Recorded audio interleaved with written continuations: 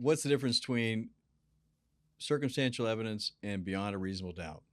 Now, we all know from criminal cases, beyond a reasonable doubt is ultimately you have no doubts in your mind that that person committed the crime intentionally, or that person's actions were intentional, and ultimately that's the only way that you can find them guilty. In a civil case, we're not talking about beyond a reasonable doubt. In fact, in most civil cases, you're going to have doubt. You're going to have doubt because two sides are both going to be saying different stories.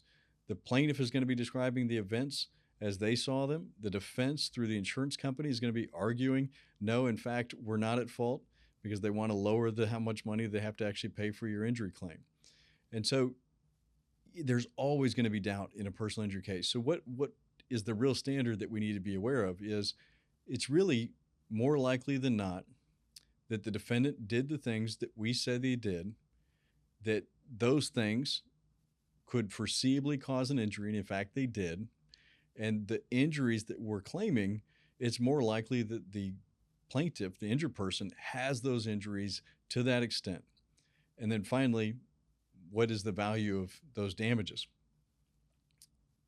Now that's kind of a tough concept for a lot of people to think about, because when you're deciding something about a little bit of money, hey, that's super easy. Hey, we're only talking about a couple $1,000s. But if we're talking about you're supposed to apply that same standard to damages or injuries of, let's say, $10 million or $20 million, a lot of people feel uncomfortable about making their verdict and signing their name to something that's saying, oh, this other company or insurance company has to pay $10 million because of the fact that I think it's more likely they did the things that they're saying that they did.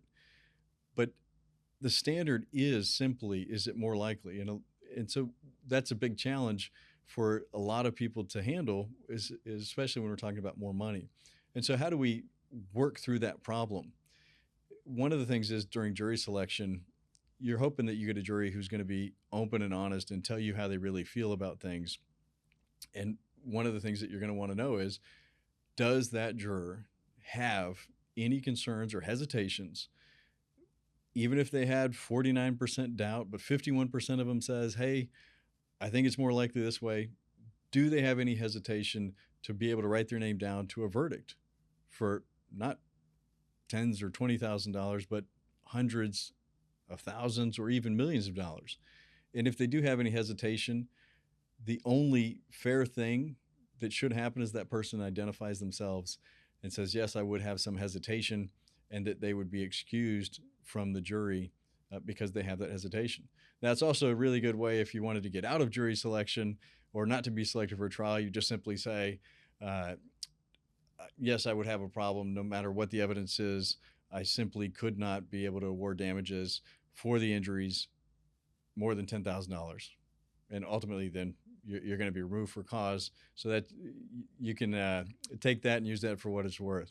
But I will say, the most important thing that we need to understand in circumstantial evidence cases is you've got to be able to do the difficult thing and sign your name to a verdict, even with doubt in your mind.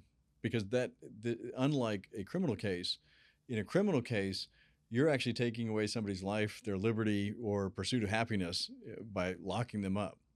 In a civil case, there's always this concern that, hey, is this person going to be able to pay the damages? Or, I don't want to ruin their family by awarding the damages that I think are more likely than not existed. And that's really one of those things where the insurance companies have done an amazing job at convincing or tricking people into thinking that if I write my name to this verdict, that this driver or this person is going to have to pay it, because the person who's going to pay it is the insurance company. But the jury never gets to hear that the person who's actually paying is the insurance company. They only get to see this one individual. And so I can't stress this enough. If you come to a jury trial, when you're writing down what the damages are worth, remember, it's based on circumstantial evidence, more likely than not, and the people who are going to pay are the insurance company.